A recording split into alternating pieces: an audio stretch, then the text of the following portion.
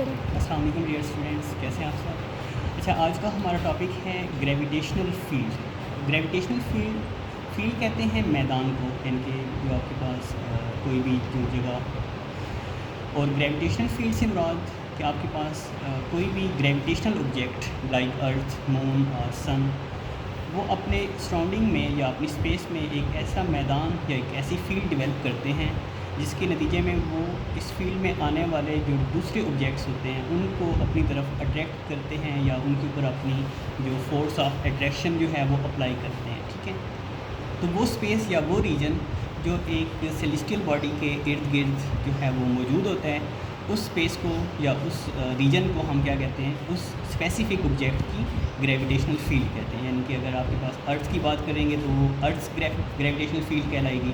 इस तरह अगर हम मून की बात करेंगे तो चाँद के गिर्द भी आपके पास उसका एक रीजन होगा जिसमें जो चाँद है वो अपने इर्द गिर्द जो डिफरेंट ऑब्जेक्ट्स हैं उनको अपनी तरफ अट्रैक्ट करेगा। इस तरह अगर हम सन की बात करेंगे तो वो सन की ग्रेविटेशनल फील्ड कहलाएगी। ठीक है, तो ग्रेविटेशनल फील्ड बेसिकली क्या है, आपके पास वो स्पेस या वो रीजन है जिसमें आपके पास जो ऑब्जेक्ट्स होते हैं या जो हैवी ऑब्जेक्ट्स होते हैं वो अपने इर्द गिर्द एक फील्ड डेवलप कर लेते हैं और उस फील्ड के अंदर जो जितने भी ऑब्जेक्ट्स होते हैं उनके ऊपर अपनी फोर्स ऑफ अट्रैक्शन को एक्सर्ट करते हैं। ठीक है, तो gravitational field is a space around a mass in which another mass experience a force due to gravitational attraction. इसके बाद हमने दूसरे नंबर पर, यानी कि जो जब ग्रेविटेशनल फील्ड एक हैवी ऑब्जेक्ट की तरफ से या एक ऑब्जेक्ट की तरफ से दूसरे ऑब्जेक्ट की तरफ लगाई जाती है तो उसकी स्ट्रेंथ, यानी कि वो कितनी ताकत से उस ऑब्जेक्ट को अपनी तरफ अट्रैक्ट करता है, तो उसको हम कहते हैं ग्रेविटेशनल फील्ड स्ट्रेंथ। यानी कि एक आपके पास टॉपिक है या एक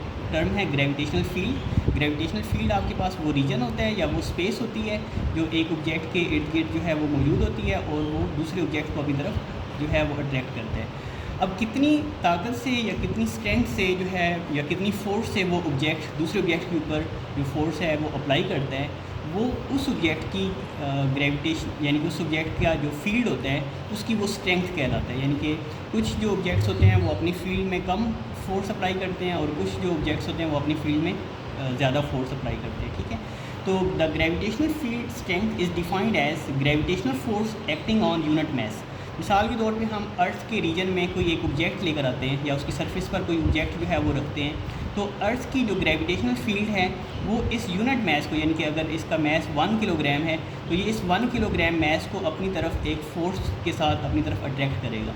तो ये जो आपके पास अर्थ की तरफ से या अर्थ की ग्रेविटेशनल फील्ड की तरफ से इस यूनिट मैस के ऊपर, यानी कि इस 1 kg ऑब्जेक्ट के ऊपर जो फोर्स लगाई जा रही है, ये अर्थ की जो है वो ग्रेविटेशनल फील्ड स्ट्रेंथ कहलाएगी। ठीक है, यानी कि जितनी ताकत से एक फील्ड जो है वो दूसरे ऑब्जेक्ट को अपनी तरफ अट्रैक्ट करता है वो उस फील्ड की स्ट्रेंथ कहलाता है। ठीक है, तो the gravitational field strength is defined as the gravitational force acting on unit mess.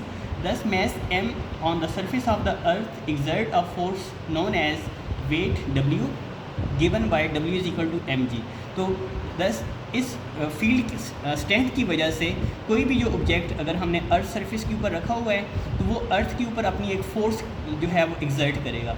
अब वो जो ऑब्जेक्ट की तरफ से फ़ोर्स लगाई जाएगी वो उस ऑब्जेक्ट का वेट कहलाएगी। यानी कि आपके पास जो भी ऑब्जेक्ट हम ज़मीन के ऊपर रखेंगे तो वो जो ऑब्जेक्ट है वो भी ज़मीन के ऊपर एक फ़ोर्स लगाएगा, तो उस मैस की तरफ से जो ज़मीन के ऊपर या ज़मीन की तरफ जो फोर्स अप्लाई की जाएगी वो उस मैस का वेट कहलाएगी। यानी कि इसी वजह से हम जो वेट का फार्मूला है W इज इक्वल टू होता है mg। यानी कि आपके पास वो जो मैस हमने रखा होता है उसके ऊपर जो ग्रेविटेशनल फील्ड का जो असर होता है वो उस ऑब्जेक्ट का वेट बना देता है। यानी कि आपके पास कोई भी यूनिट मैस जब हम अर्थ सरफेस के ऊपर रखते हैं तो अर्थ सरफेस उसके ऊपर अपनी फील्ड जो है या अपनी स्ट्रेंथ जो है वो अप्लाई करती है और वो ऑब्जेक्ट जो है वो एक फोर्स एक्सर्ट करता है।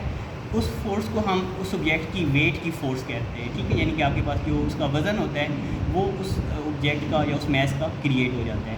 तो इसको हम इस फार्मूले से जो है वो कैलकुलेट करते हैं। W is equal to mg। यहाँ पर ये जो g है ये आपके पास ग्रेविटेशनल फील्ड स्ट्रेंथ को शो करती है। यानी कि आपके पास जितनी ग्रेविटेशनल फील्ड स्ट्रेंथ ज़्यादा होगी एज अ रिजल्ट उस ऑब्जेक्ट का वेट उतना ज़्यादा होगा, और जितना आपके पास वो ऑब्जेक्ट सरफेस से दूर होगा तो एज अ रिजल्ट जो ग्रेविटेशनल फील्ड स्ट्रेंथ है वो कम हो जाएगी और एज अ रिजल्ट उस ऑब्जेक्ट का वेट भी कम हो जाएगा। और इसकी जो वैल्यू होती है, यानी कि आपके पास ये जो ग्रेविटेशनल फील्ड स्ट्रेंथ है अर्थ के ऊपर, इसकी जो वैल्यू होती है वो होती है 10 न्यूटन पर किलोग्राम। यानी कि आपके पास जो अर्थ है वो हर ऑब्जेक्ट के ऊपर या हर 1 किलोग्राम मैस के ऊपर 10 न्यूटन की फोर्स लगाती है। इसी वजह से आपके पास जो जी की वैल्यू है वो आपके पास 10 मीटर पर सेकेंड स्क्वायर जो है वो मेजर की जाती है। यानी कि आपके पास ये बेसिकली आपके पास वो फोर्स, या हम कह सकते हैं कि जो ग्रेविटेशनल फील्ड स्ट्रेंथ है उसकी वैल्यू और जो ग्रेविटेशनल एक्सेलरेशन है या जो ग्रेविटेशनल स्ट्रेंथ है उसकी जो वैल्यू है वो आपके पास 10 होती है। ठीक है, मीन्स कि आपके पास हर 1 किलोग्राम जो है वो अपने ऊपर 10 न्यूटन की फोर्स जो है वो फील करता है। इस तरह अगर आपके पास एक ऑब्जेक्ट का मैस 80 किलोग्राम होगा तो उसके ऊपर जो हर 1 किलोग्राम के हिसाब से हम 10 न्यूटन की फोर्स लगाएंगे तो उसका आपके पास वेट कितना बन जाएगा, 800 न्यूटन। ठीक है, मीन्स कि आपके पास हर 1 किलोग्राम मैस जो है वो आप अपने ऊपर 10 न्यूटन पर किलोग्राम की जो फोर्स है वो फील करता है। As the value of g vary from place to place and also with altitude, therefore the value of weight does not remain the same everywhere. जैसा हमने कल डिस्कस किया था कि जो वेट ऑफ द ऑब्जेक्ट होता है वो आपके पास हर जगह पर चेंज होता है, यानी कि मैस ऑफ द ऑब्जेक्ट जो है वो कांस्टेंट रहता है, लेकिन जो वेट ऑफ द ऑब्जेक्ट होता है वो तब्दील होता रहता है। उसकी रीज़न क्या होती है, क्योंकि जो जी की वैल्यू होती है ना वो आपके पास चेंज हो रही होती है। जैसे जैसे हम एल्टीट्यूड पर यानी कि हाइट पर जाते हैं, यानी कि अर्थ के सेंटर से हम दूर जाएंगे तो जो जी की वैल्यू है वो आपके पास कम होती जाएगी। तो एज अ रिजल्ट आपके पास जो वेट ऑफ द ऑब्जेक्ट है वो भी कम होता जाएगा। It varies from place to place according to the variation in g, यानी कि आपके पास जैसे जैसे जी की वैल्यू तब्दील होगी आपके पास जो वेट ऑफ द ऑब्जेक्ट है वो तब्दील होता जाएगा। तो एन ऑब्जेक्ट वेट में vary from one place to another, but at any particular location its weight is proportional to its mass. यानी कि वो कह रहे हैं कि आपके पास अगरचे जो जी की वैल्यू है वो हर प्लेस टू प्लेस तब्दील होती है, लेकिन एक स्पेसिफिक लोकेशन पर जो आपके पास वेट ऑफ द ऑब्जेक्ट है और जो मैस ऑफ द ऑब्जेक्ट है ये एक दूसरे के डायरेक्टली प्रोपोर्शनल होते हैं। क्या मतलब, अगर आपके पास एक ऑब्जेक्ट का मैस ज़्यादा होगा तो उसका वेट भी ज़्यादा होगा, और अगर एक ऑब्जेक्ट का मैस कम होगा तो उसका जो वेट है वो भी कम होगा। यानी कि आपके पास एक स्पेसिफिक लोकेशन पर एक ऑब्जेक्ट का जो मैस है और उसका जो वेट है वो एक दूसरे के साथ डायरेक्टली रिलेट होते हैं। यानी कि जितना ज़्यादा मैस होगा उतना ज़्यादा वेट होगा, जितना कम मैस होगा उतना कम वेट होगा। Thus we can conveniently compare the masses of two objects at a given location by comparing their weights। तो हम किसी भी लोकेशन पर जो आपके पास ऑब्जेक्ट्स के यानी कि मैसेज होते हैं उनको कंपेयर कर सकते हैं उनके वेट्स को मेजर करते हुए। यानी कि आप ऑब्जेक्ट्स को सस्पेंड करके हम उनके वेट्स फाइंड करेंगे और उनके वेट्स की मेजरमेंट से हम उनके मैसेज को जो है वो कंपेयर कर सकते हैं या उनको मेजर कर सकते हैं। The weight cannot be measured. इसके बाद हम वेट को मेजर कैसे करते हैं या वेट को मेजर कैसे किया जाता है। वेट जो है वो हम आम जो यानी कि फ़िज़िक्स लैब के अंदर जो हम बैलेंसेस यूज़ करते हैं, इलेक्ट्रॉनिक बैलेंस या फिज़िकल बैलेंस, उनकी मदद से हम इसको मेजर नहीं कर सकते। इसके लिए हम एक स्पेसिफिक जो इंस्ट्रूमेंट जिसको हम स्प्रिंग बैलेंस कहते हैं, ये हम नेक्स्ट टॉपिक में इसको डिस्कस भी करेंगे। तो स्प्रिंग बैलेंस जो है वो आपके पास mass weight of the object जो होता है उसको मेजर करने के लिए यूज़ किया जाता है, और जो वेट है वो बेसिकली आपके पास एक फोर्स होती है।